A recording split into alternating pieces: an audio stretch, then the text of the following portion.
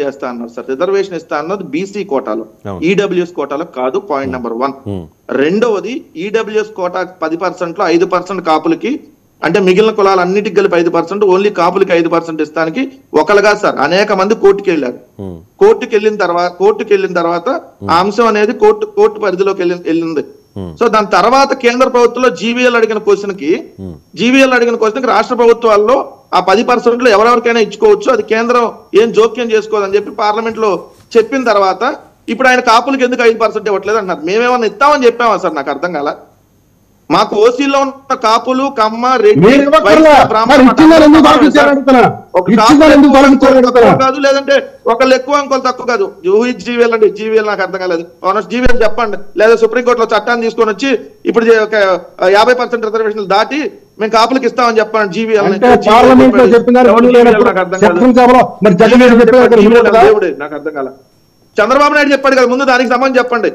బీసీలో చంద్రబాబు నాయుడు చెప్పాడు.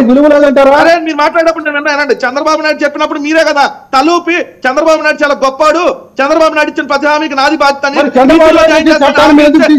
సమాధానం చెప్పట్లా మీరు. ఎందుకు చంద్రబాబు నాయుడు చేయలే మరి బీసీలోకి?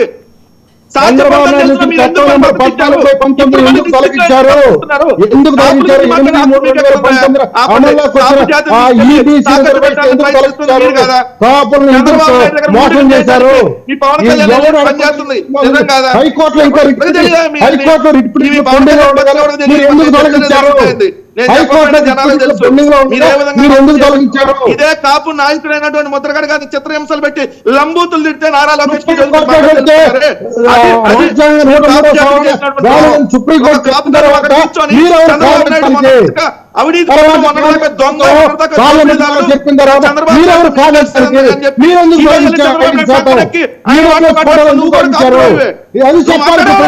చెప్పండి. నేను అడుగుతున్నా, ఇదే చంద్రబాబు నాయుడు దొంగ కాపులను మోసం చేశాడు, ఈ రోజు మళ్ళీ మొహం పెట్టుకొని తెలుగుదేశం జెండా భోజనం వేసుకొని తిరుగుతున్నారు. నాకు అర్థం కదా.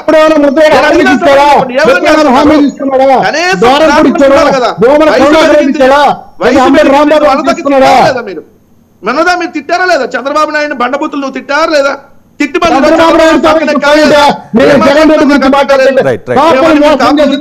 జగన్ రెడ్డి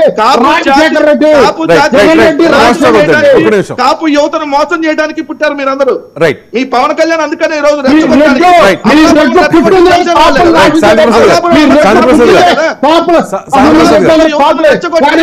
ఈ రాష్ట్రంలో అశాంతికరంగా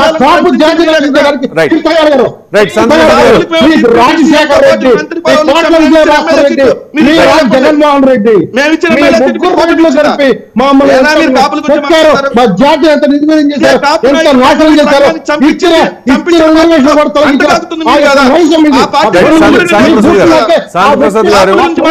శాంతిప్రసాద్ గారు, వెంకటరెడ్డి గారు ఒకేసారి ఇద్దరు మాట్లాడడం వల్ల ఉపయోగం లేదండి. దయచేసి ఒక నిమిషం 1 by 1 మాట్లాడండి.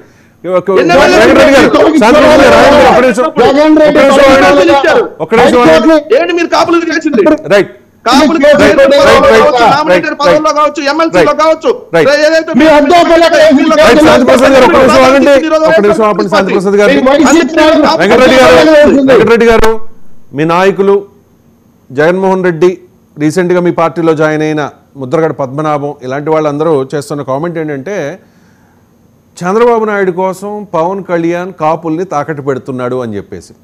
నిజంగా తాకట్టు పెట్టేవాడిని అయితే నాకే అంత బలం ఉంటే 2019లో గెలిచేవాడిని కదా అని చెప్పి, 2019లో నమ్మలేదు, మరి నేను తాకట్టు పెట్టేవాడిని అయితే అప్పుడే గెలిచేవాడిని కదా అని చెప్పేసి. ఈ వ్యాలిడ్ క్వశ్చన్కి మీరు ఇచ్చే ఆన్సర్ ఏంటి? నిజంగా తాకట్టు పెట్టే స్థాయి నాకు లేదు, తాకట్టు పెట్టే స్థాయి ఆయనకి లేదని క్లియర్ గా చెప్తున్నా. అంత బలం లేదని చెప్పిన మాట వాస్తవం, దాన్ని అగ్రీ చేద్దాం. ఎందుకంటే అంత సీన్ ఆయనకు లేదన్న వాస్తవం. ఎవరో కొంతమంది ఉంటారు కదా సార్ మోసపోవడానికి. ఎందుకంటే పవన్ కళ్యాణ్ అంటే కులం అనేటటువంటి అభిమానంతో తిరిగే వాళ్ళు ఖచ్చితంగా కొంతమంది ఉంటారుగా. చంద్రబాబు నాయుడు అంతా కులం తిరిగే వాళ్ళే ఉన్నారు.